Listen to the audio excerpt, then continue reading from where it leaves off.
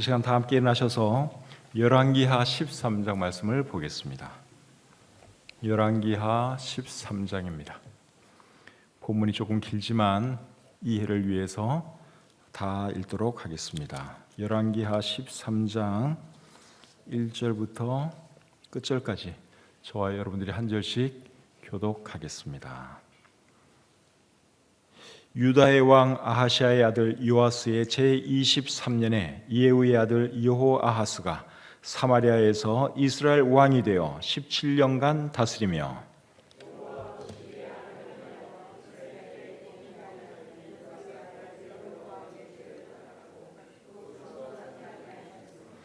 여호와께서 이스라엘에게 노하사 늘 아람 왕 하사엘의 손과 그의 아들 베나닷의 손에 넘기셨더니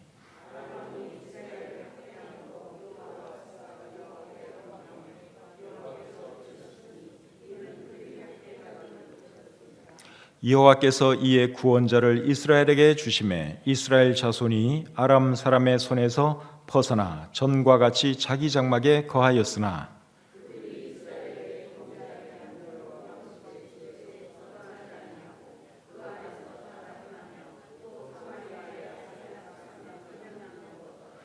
아람 왕이 여호아스의 백성을 멸절하여 타작마당에 티끌같이 되게 하고 마병 50명과 병거 10대와 보병 10,000명 외에는 여호아스에게 남겨두지 아니하였더라. 여호아스가 그의 조상들과 함께 잠에 사마리아에 장사되고 그 아들 요아스가 대신하여 왕이 되니라.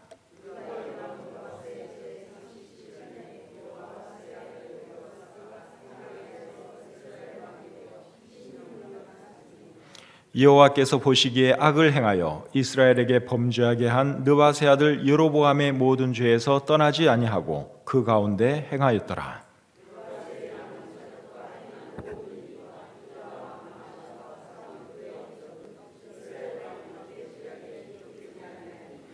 요아스가 그의 조상들과 함께 잠에 이스라엘 왕들과 함께 사마리아에 장사되고 여로보암이 그 자리에 앉으니라.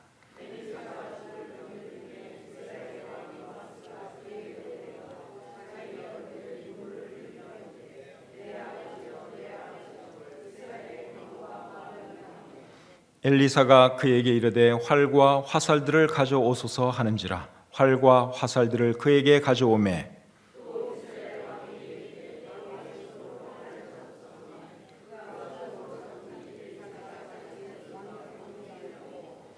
이르되 동쪽 창을 여소서 하여 곧 열매 엘리사가 이르되 쏘소서 하는지라. 곧 쏘매 엘리사가 이르되 이는 여호와를 위한 구원의 화살 곧 아람에 대한 구원의 화살이니 왕이 아람 사람을 멸절하도록 아벡에서 치리이다 하니라.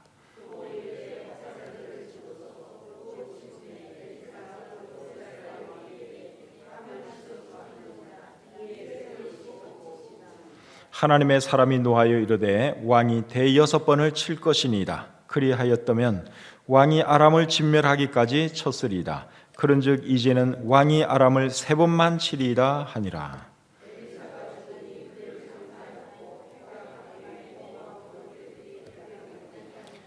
마침 사람을 장사하는 자들이 그 도적들을 보고 그의 시체를 엘리사의 묘실에 들이던지매 시체가 엘리사의 뼈에 닿자 곧 회생하여 일어섰더라.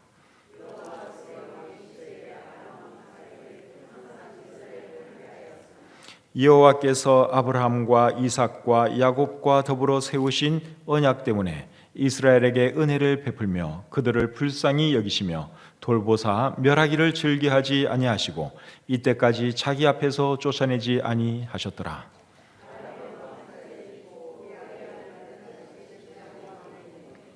다 같이요. 여호아스의 아들 요아스가 하사엘의 아들 베나닷의 손에서 성읍을 다시 빼앗으니 이 성읍들은 자기 붙인 여호아스가 전쟁 중에 빼앗겼던 것이라. 요아스가 베나닷을 3번 쳐서 무찌르고 이스라엘 성읍들을 회복하였더라. 아멘. 하나님 아버지 은혜와 사랑을 감사합니다.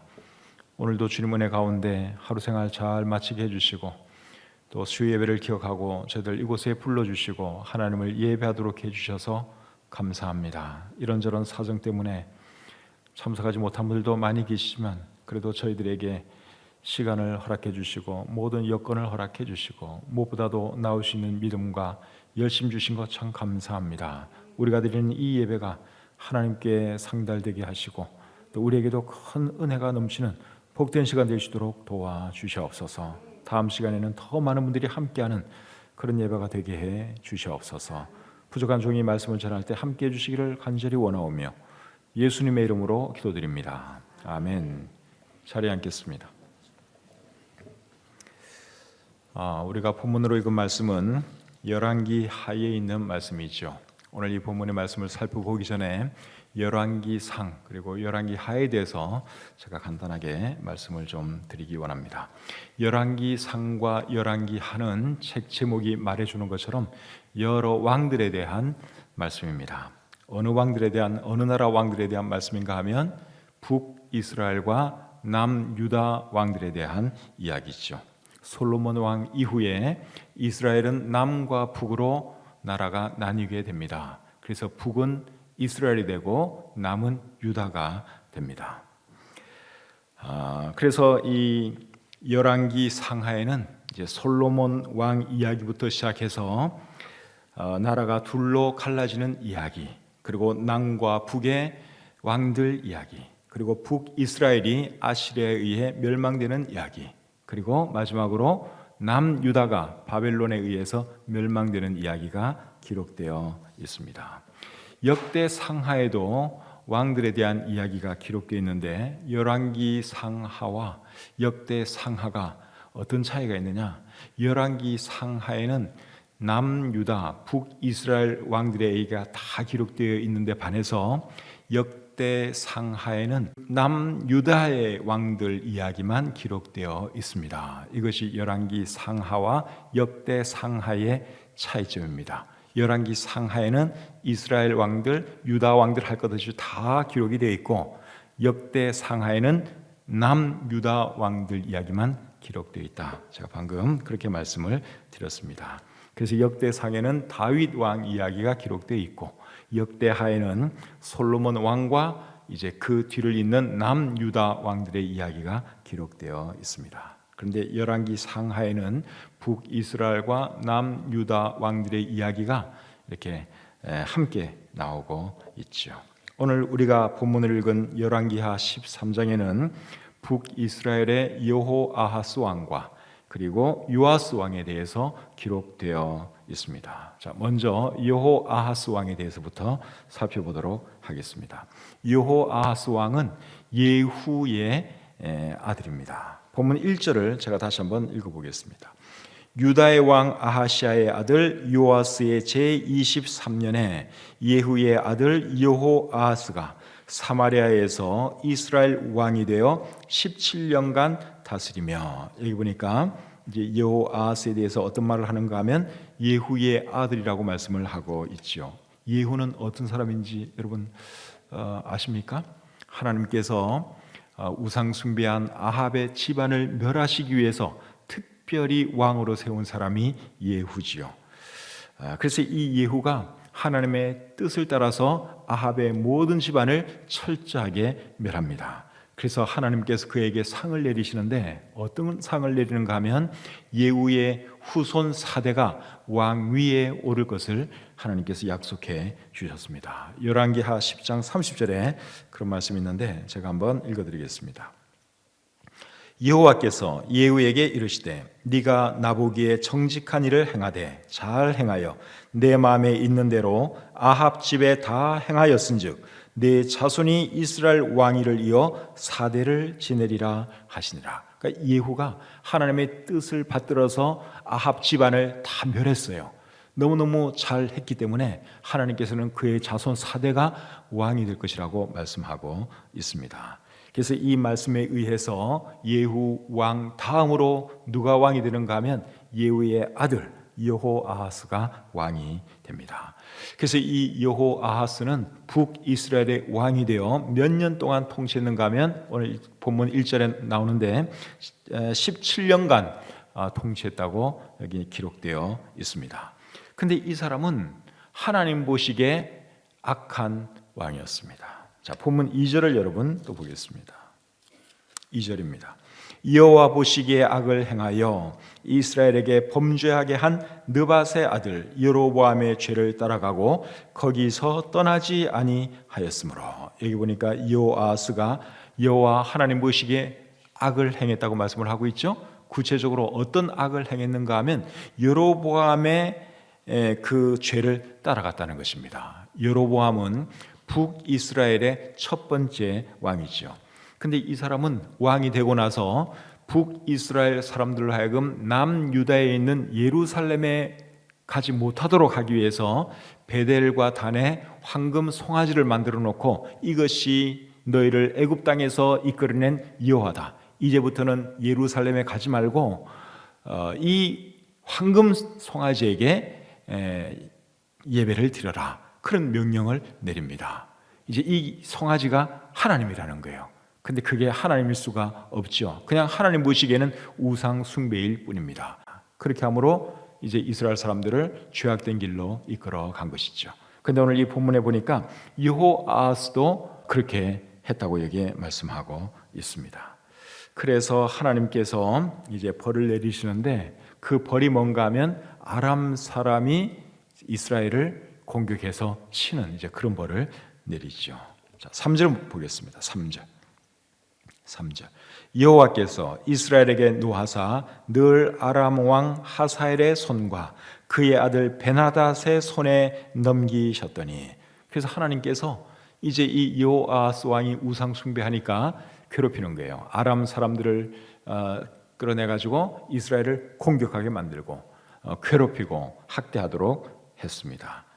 그러니까 이 여호아스가 너무너무 괴로워서 어떻게 하느냐, 하나님께 도와달라고 또 기도를 하게 됩니다. 4절 보겠습니다. 아람 왕이 이스라엘을 학대함으로 여호아스가 여호와께 간구하매 여호와께서 들으셨으니 이는 그들이 학대받음을 보셨습니다. 그러니까 이 여호아스가 하나님께 간구한 것을 보니까 여호아스가 하나님을 안 섬긴 건 아니에요. 하나님도 섬기고 또 무엇을 동시에 섬기는 것입니까? 황금 송아지 동시에 섬기는 거예요. 황금 송아지도 섬기고, 이제 그 황금 송아지를 하나님으로 알고 섬기는 거예요. 근데 사실은 우상 숭배일 뿐이에요. 그 황금 송아지도 숭배하고, 그리고 하나님도 숭배하고 하나님을 예배하는 그런 생활을 했던 것입니다. 근데 그런 식으로 하나님을 섬기는 것은 하나님을 제대로 섬기는 것이 아니죠. 어떻게 여러분 우상과 하나님을 겸하여 섬길 수가 있겠습니까? 그렇게 섬기면 안 되죠. 그런데 오늘날 많은 그리스도인들이 하나님을 그런 식으로 섬기고 있습니다. 하나님도 섬기고 재물도 섬깁니다. 하나님도 섬기고 쾌락도 섬깁니다. 하나님도 섬기고 또 어떤 사람도 섬깁니다. 자녀를 하나님처럼 생각하고, 자녀라 그러면 어쩔 줄 모르고 하나님은 뒷전이고 자녀가 우상. 또 어떤 사람들은 자기 배우자가 참 하나님과 같은 그런 위치에 올라가 있는 사람도 있고, 또 어떤 사람들은 직장 상사 말이라면 뭐 하나님 말씀이고 뭐고 다 필요 없고 그냥 무조건 또 직장 상사 말씀을 절대적으로 알고 또 그렇게 따르는 사람도 있습니다. 근데 여러분, 그런 식으로 하나님과 다른 무엇을 겸하여 우리 하나님을 섬길 수는 없습니다. 누가복음 16장 13절에 보시면 예수님께서 이런 말씀을 하세요. 집 하인이 두 주인을 섬길 수 없나니 혹 이를 미워하고 저를 사랑하거나 혹 이를 중히 여기고 저를 경히 여길 것임이니라. 너희는 하나님과 재물을 겸하여 섬길 수 없느니라. 오늘날 많은 사람들이 가장 많이 섬기는 우상이 사실은 재물입니다. 재물이 많은 사람들의 신이 되어 있습니다. 돈만 있으면 다 되는 것으로 생각합니다. 그런데 여러분, 우리 예수님이 뭐라 하셨는가 하면 너희는 하나님과 재물을 겸하여 섬길 수 없다, 그렇게 말씀하고 있습니다. 여러분, 이 말씀 우리가 잘 새기고, 여러분 절대로 하나님과 다른 무엇을 동시에 섬길 생각해서는 안 됩니다. 그 무엇도 하나님의 위치를 대신할 수는 없어요. 우리에게 두 하나님은 존재할 수가 없습니다. 하나님을 섬기든지 재물을 섬기든지, 하나님을 섬기든지 내 자녀를 하나님으로 섬기든지, 둘 중에 하나 선택을 해야 하는 것입니다.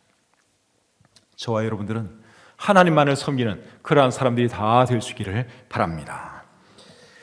자, 이제 아람이 이스라엘을 계속 괴롭히니까 여호아스가 하나님께 간구를 했죠. 하나님께 간구했더니 하나님께서 어떻게 해주시겠습니까? 틀어주세요. 참 놀라운 우리 하나님이십니다. 자, 5절 말씀을 보겠습니다. 5절. 여호와께서 이에 구원자를 이스라엘에게 주시매 이스라엘 자손이 아람 사람의 손에서 벗어나 전과 같이 자기 장막에 거하였으나.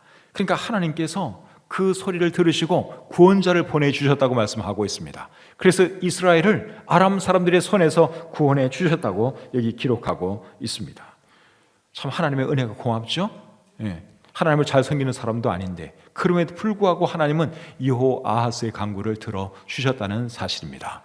그러면 여호아하스가 어떻게 해야 될까요? 야, 하나님은 참 놀라운 분이다. 지금까지 내가 우상도 섬기고 하나님도 섬기는 잘못된 삶을 살았으니 이제부터는 그렇게 안 살고 진짜 하나님만을 제대로 섬겨야 되겠다. 이렇게 결정하고 하나님을 잘 섬겨야 되겠죠. 그런데 여호아하스가 그렇게 하지 않습니다. 자, 6절 말씀 보겠습니다. 같이 읽죠. 6절 시작.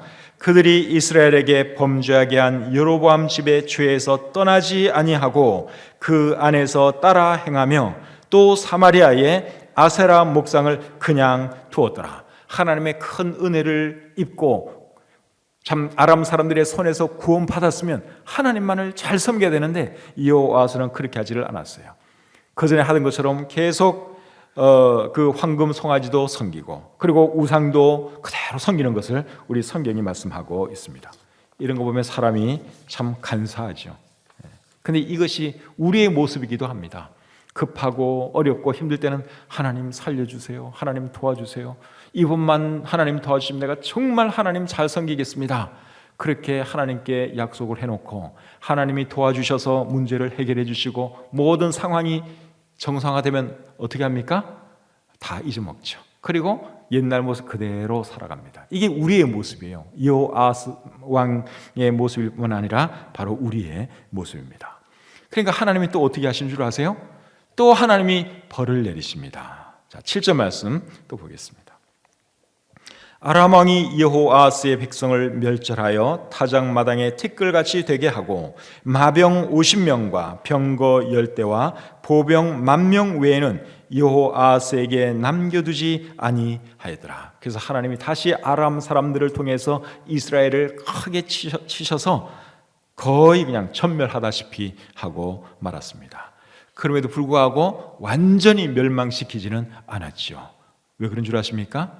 하나님께서 이스라엘에게 하신 약속 때문에 그렇습니다. 본문 22절 23절 보겠습니다. 여호아하스 왕의 시대에 아람 왕 하사엘이 항상 이스라엘을 학대하였으나 여호와께서 아브라함과 이삭과 야곱과 더불어 세우신 언약 때문에 이스라엘에게 은혜를 베풀며 그들을 불쌍히 여기시며 돌보사 멸하기를 즐겨하지 아니하시고 이때까지 자기 앞에서 쫓아내지 아니하셨더라. 그래서 하나님께서 매를 들어서 치시기는 치시는데 완전히 멸망시키지 않은 그 이유가 누구 때문이라고요? 아브라함과 이삭과 야곱에게 하신 그 약속 때문에 하나님께서 이스라엘 사람들을 불쌍히 여겨주셨다, 그 말입니다. 우리 하나님은 은혜와 긍휼이 정말 많으신 분이세요. 이런 우리 하나님에 대해서 출애굽기 34장 6절은 이렇게 말씀하고 있습니다. 여호와께서 그의 앞으로 지나시며 선포하시되 여호와라 여호와라 자비롭고 은혜롭고 노하기를 더디하고 인자와 진실이 많은 하나님이라. 여러분, 우리가 섬기는 하나님이 이런 하나님이세요. 하나님께서 우리에게 은혜와 긍휼을 베풀지 아니하시면 여기 여러분 누가 감히 살아날 수가 있겠습니까? 지금도 우리가 이렇게 멀쩡하게 살아있는 것은 하나님께서 우리를 봐주시기 때문에 지금 이 순간에도 호흡하며 살아있는 줄 믿습니다. 그런 하나님을 우리가 지금 섬기는 것을 늘 기억하면서 여러분 최대한 죄짓지 말고 하나님께 영광 돌리고 늘 하나님의 은혜에 감사하며 살아가시는 저와 여러분들이 될 수 있기를 바랍니다. 자, 이번에는 우리 요아스 왕에 대해서 보겠습니다. 요아스는 조금 전에 제가 말씀드린 여호아하스 왕의 아들입니다. 본문 10절 말씀 보겠습니다. 유다의 왕 요아스의 제37년에 여호아하스의 아들 요아스가 사마리아에서 이스라엘 왕이 되어 16년간 다스리며. 여기 보니까 요아스 왕에 대해서 뭐라고 말씀하고 있는가 하면 여호아스의 아들인 것을 말씀하고 있죠. 근데 북이스라엘의 요아스가 왕이 되었을 때 남유다의 왕은 누구였습니까? 보셔요. 누구세요? 요아스예요. 이름이 같아요. 그러니까 이름이 같은 두 왕이 북이스라엘과 남유다를 통치했던 때가 있었습니다. 근데 히브리어 발음은 사실 조금 다른데 우리 개정판 성경에서는 그냥 같은 이름인 것처럼 이렇게 번역을 해 놓았습니다. 그래서 여러분들이 성경 읽을 때 이 요아스가 북이스라엘의 요아스인지 남유다의 요아스인지 잘 생각을 하면서 읽어야 됩니다. 남유다의 요아스 왕은 몇 살 때 왕이 되었죠? 기억하십니까? 7살 때 왕이 된 사람이죠. 오늘 이 본문에 나오는 요아스는 북이스라엘의 요아스입니다. 근데 이 북이스라엘의 요아스는 몇 년간 왕위에 있었는가 하면 16년간 왕이 있었다고 여기 말씀하고 있죠. 근데 이 사람도 하나님 보시기에 악을 행했다고 기록되어 있습니다. 11절 말씀 한번 보겠습니다. 11절. 자, 같이 읽겠습니다. 시작.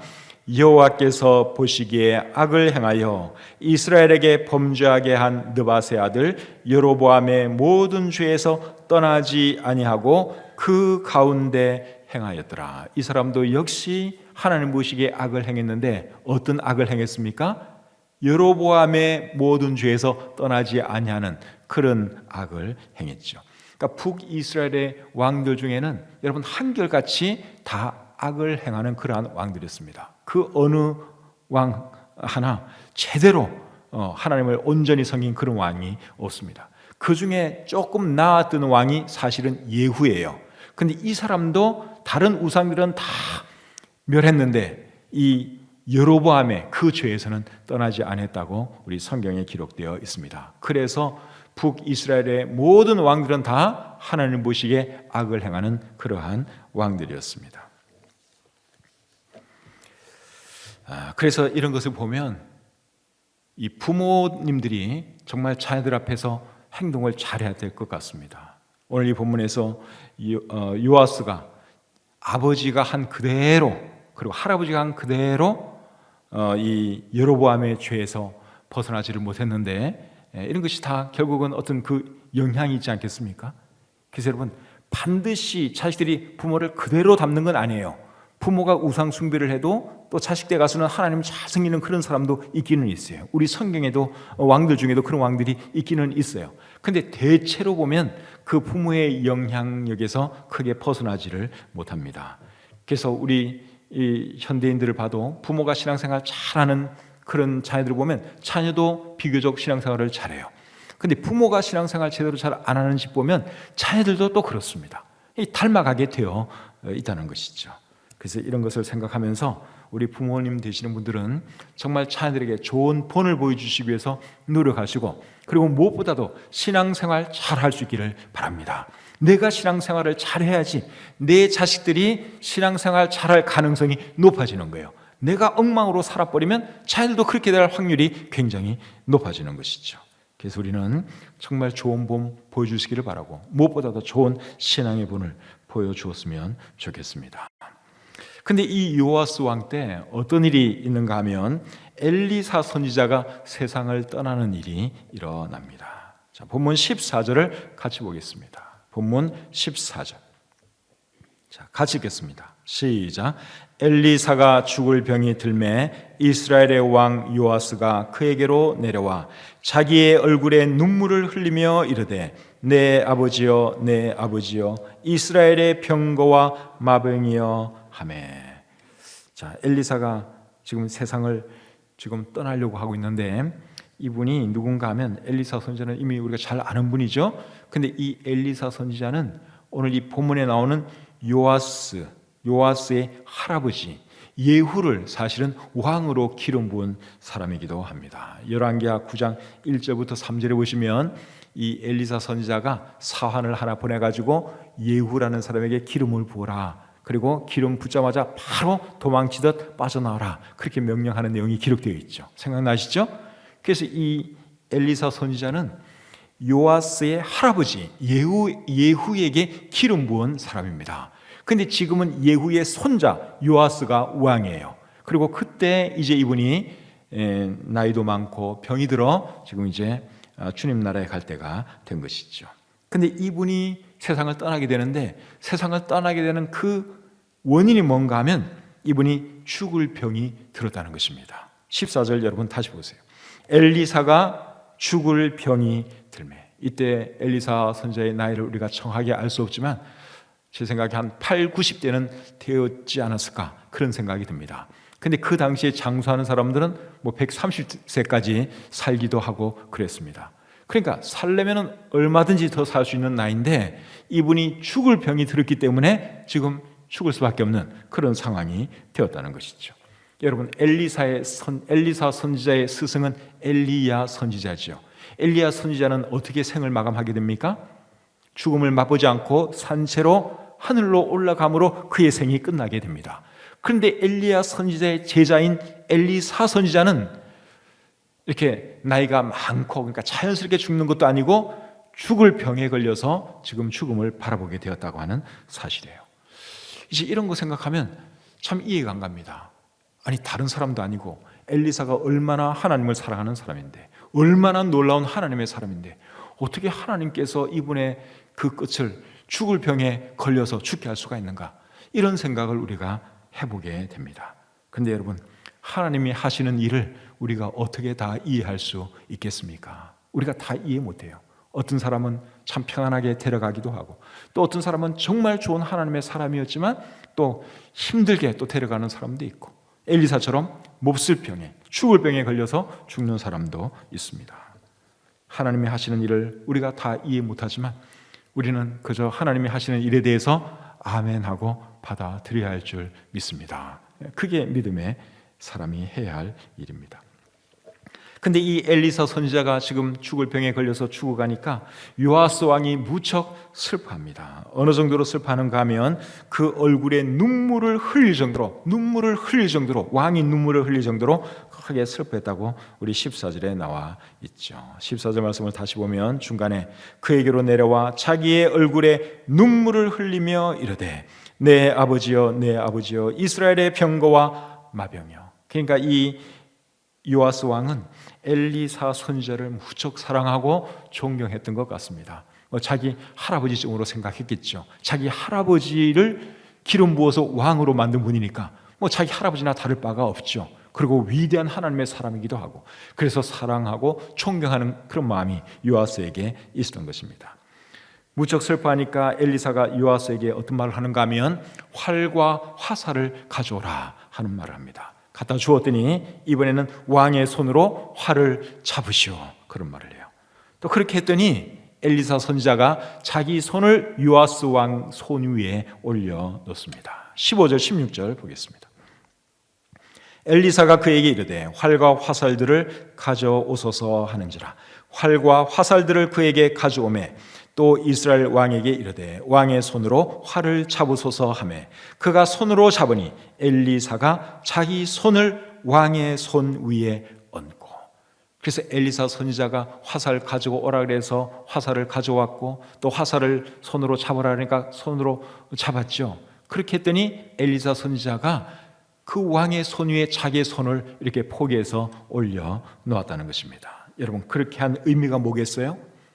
왕의 손 위에 엘리사 선지자가 손을 올려놓은 그 의미는 내가 당신과 함께합니다.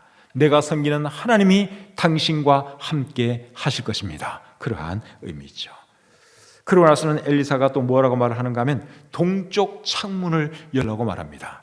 동쪽 창문을 열었더니 이번에는 동쪽 창문을 향해서 밖으로 화살을 쏘라는 것입니다. 그렇게 해서 또 요아스가 화살을 쏘니까 엘리사가 뭐라고 말씀하는가 하면 17절 우리 같이 한번 보겠습니다. 이르되 동쪽 창을 여소서 하여 곧 열매 엘리사가 이르되 쏘소서 하는지라. 곧 쏘매 엘리사가 이르되 이는 여호와를 위한 구원의 화살 곧 아람에 대한 구원의 화살이니 왕이 아람 사람을 멸절하도록 아벡에서 치리이다 하니라. 자, 이게 뭐라는가 하면 지금 방금 왕이 쏜 그 화살은 아람에 대한 구원의 화살이요, 그리고 왕이 아람 사람을 멸절한다는 그런 의미의 화살이요. 그렇게 말을 해 주었습니다. 그러고 나서는 또 뭐라고 하는가 하면 화살을 잡고 그 화살을 가지고 땅바닥을 치라고 말을 합니다. 자, 18절 말씀 또 보겠습니다. 또 이르되 화살들을 집으소서. 곧 집음에 엘리사가 또 이스라엘 왕에게 이르되 땅을 치소서 하는지라. 이에 3번 치고 그친지라. 화살을 이렇게 잡고 이번에는 쏘는 것이 아니라 그것을 가지고 땅바닥을 치라고 이렇게 말씀을 했죠. 그렇게 했더니 요아스 왕이 몇 번 쳤다 그랬습니까? 3번 쳤다고 말씀하고 있습니다. 그랬더니 엘리사 선지자가 화를 내면서 뭐라는가 하면, 자, 19절 보겠습니다. 하나님의 사람이 노하여 이르되 왕이 대6번을 칠 것이니이다. 그리하였다면 왕이 아람을 진멸하기까지 쳤으리다. 그런즉 이제는 왕이 아람을 3번만 치리다 하니라. 왕이요, 내가 치라고 했을 때 좀 더 많이 쳤으면 왕이 아람을 더 많이 이길 수 있었을 텐데 왕이 3번 쳤기 때문에 왕은 3번밖에 이길 수가 없습니다. 그렇게 말을 하면서 여러 번 치지 않은 것에 대해서 대단히 화를 냈다고 우리 성경이 말씀하고 있습니다. 여러분, 지금까지 살펴본 내용은 엘리사 선지자가 병에 걸려 죽어가는 상황에서 있었던 일입니다. 병으로 죽어가면서도 지금 엘리사 선지자의 마음에는 무엇이 있는 줄 아십니까? 자기 나라와 민족, 어떻게 하면 우리 나라와 우리 민족이 아람 사람의 손에서 벗어나서 평안하게 잘 살 수 있을까? 그 생각이 그의 머릿속에 가득했던 것을 우리가 볼 수 있습니다. 자기 나라와 민족을 사랑하지 않는 사람이 없겠지만 여러분, 하나님의 사람들은 한결같이 다 자기 나라와 민족을 사랑했습니다. 모세를 생각해 보세요. 모세도 여러분 얼마나 자기 나라와 민족을 사랑했습니까? 하나님께서 범죄한 이스라엘 백성들을 쓸어버리려고 했을 때 하나님, 그 모세가 하나님께 뭐라 그러죠? 하나님, 그러시면 안 됩니다.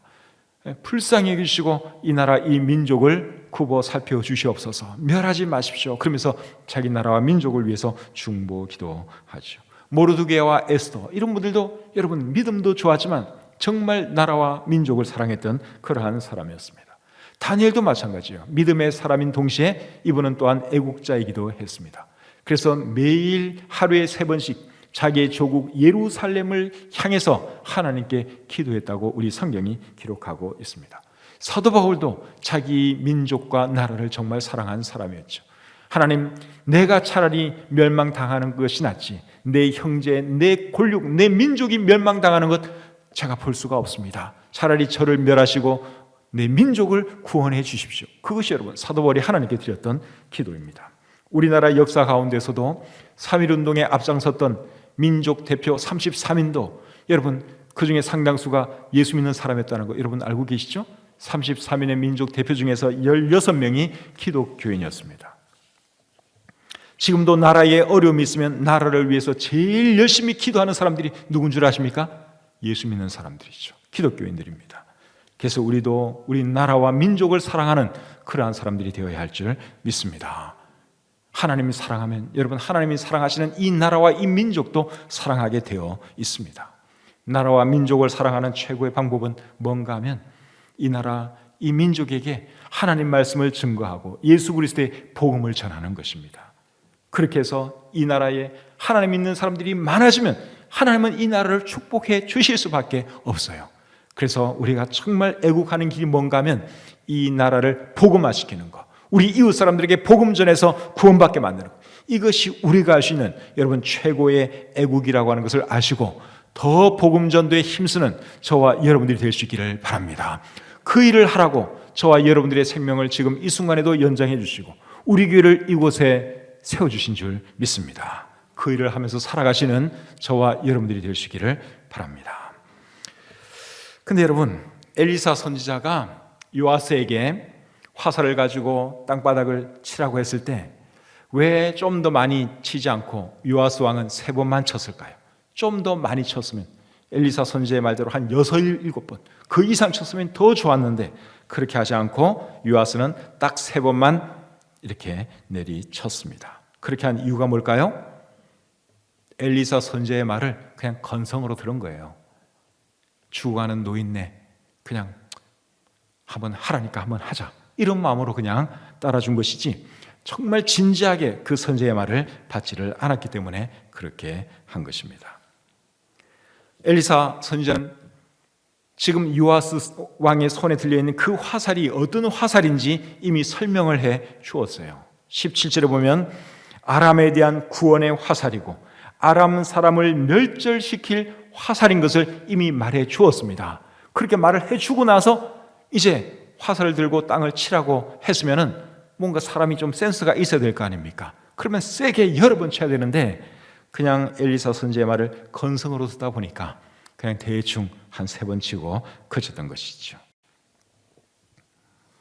근데 여러분, 엘리사 선지자가 어떤 사람이냐? 지금 분명히 죽어가는 병약한 사람임에 틀림없지만 이 사람은 여전히 하나님의 사람이고 하나님의 권위를 가지고 있는 사람이고 하나님의 능력을 가지고 있는 사람이라고 하는 것을 우리가 잊으시면 안 되죠. 열왕기하 4장에 보면 엘리사 선지자는 죽은 사람도 살린 그런 놀라운 하나님의 사람이었습니다. 수넴 여인의 어린 아들이 죽었을 때 엘리사 선지자가 살려내죠. 그리고 오늘 이 본문에 보니까 엘리사 선지자는 죽은 뒤에도 죽은 사람을 살립니다. 정말 놀라운 사람이에요. 20절 21절 보겠습니다. 엘리사가 죽으니 그를 장사하였고 해가 바뀜에 모압 도적대들이 그 땅에 온지라. 마침 사람을 장사하는 자들이 그 도적대를 보고 그의 시체를 엘리사의 묘실에 들이던짐에 시체가 엘리사의 뼈에 닿자 곧 회생하여 일어섰더라. 엘리사 선지자는 살았을 때도 죽은 사람을 살렸고 죽은 뒤에도 죽은 사람을 살렸습니다. 정말 놀라운 사람이죠.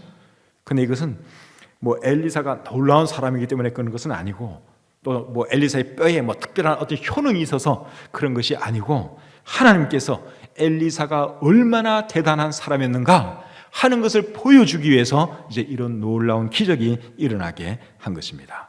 그리고 또 한 가지 알려주기 원했던 메시지는 뭔가 하면 엘리사는 죽었지만 엘리사의 하나님은 지금도 살아계신다. 얼마든지 놀라운 일을 행할 수 있다 하는 것을 이스라엘 사람들에게 알려주기 위해서 하나님께서 이런 놀라운 기적을 행하신 것입니다.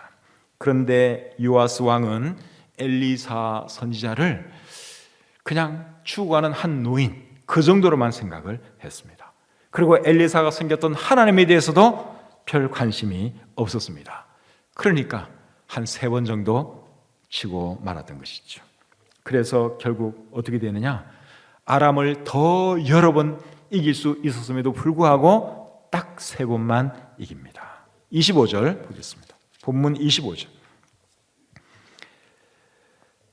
25절 보시면 요아스의 아들 요아스가 하사엘의 아들 베나닷의 손에서 성읍을 다시 빼앗으니 이 성읍들은 자기 붙인 요아스가 전쟁 중에 빼앗겼던 것이라.